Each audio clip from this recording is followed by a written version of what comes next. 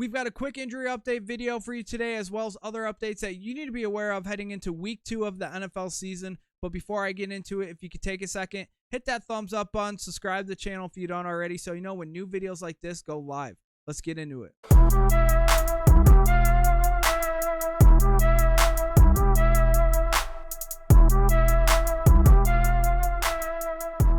Let's start off with the player from the Thursday night game, running back for the Philadelphia Eagles, Kenneth Gainwell, who's dealing with a rib injury that he suffered on Sunday. And being that's a short week, he's trending towards not playing on Thursday against the Minnesota Vikings. So if he's unable to suit up, I do expect to see an uptick in production for DeAndre Swift, but I would not be surprised to see the committee approach with Boston Scott and Rashad Penny being involved as well. We had a couple season-ending injuries this past weekend with running back for the Baltimore Ravens, J.K. Dobbins, tearing his Achilles on Sunday and is out for the season. He cannot catch a break. He's dealt with a lot of injuries throughout his NFL career. Now he's dealing with Achilles. Hopefully he can bounce back from this one, but Gus Edwards and Justice Hill should benefit in his absence. And that is not all. Quarterback for the New York Jets, Aaron Rodgers, tore his Achilles on Monday Night Football and is out for the season.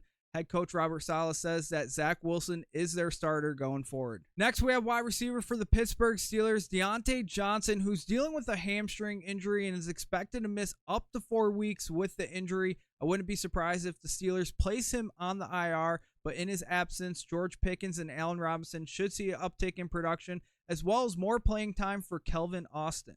Some good news for Chiefs fans. Tight end Travis Kelce returned to practice on Wednesday, a positive sign for his availability for Sunday. You're going to want to monitor his practice stats throughout the week. As long as there's no setbacks, I think he should be good to go for Sunday's matchup against the Jacksonville Jaguars.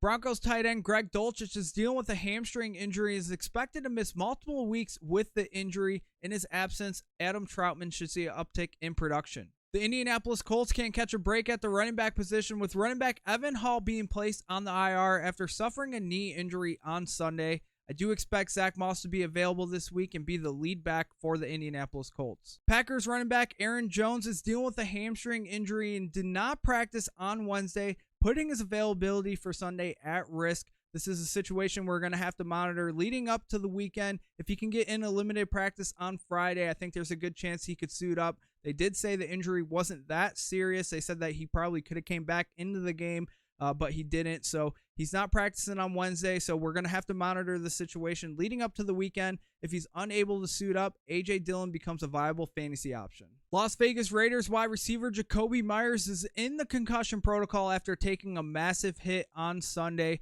I do think there's a chance that he could pass the concussion protocol and be available for Sunday's game against the Buffalo Bills, but we're going to have to monitor his status leading up to the weekend. If he's unable to suit up, we could see Hunter Renfrow see an uptick in production. Packers wide receiver Christian Watson did not practice on Wednesday due to the hamstring injury that held him out of last week's game, so we're going to have to monitor his practice status leading up to the weekend, but it's looking like there's a chance that he does not suit up, and if he doesn't, Romeo Doubs becomes a viable fantasy option, as well as rookie wide receiver Jalen Reed. The Houston Texans have placed wide receiver Noah Brown on the IR due to a groin injury that he suffered on Sunday, so he will miss a minimum of 4 weeks with the injury. In his absence, we should see an increase in playing time for wide receiver Tank Dell. This last one is a big one. Running back for the Los Angeles Chargers, Austin Ekeler is dealing with the ankle injury and is not expected to practice on Wednesday at the time of this recording.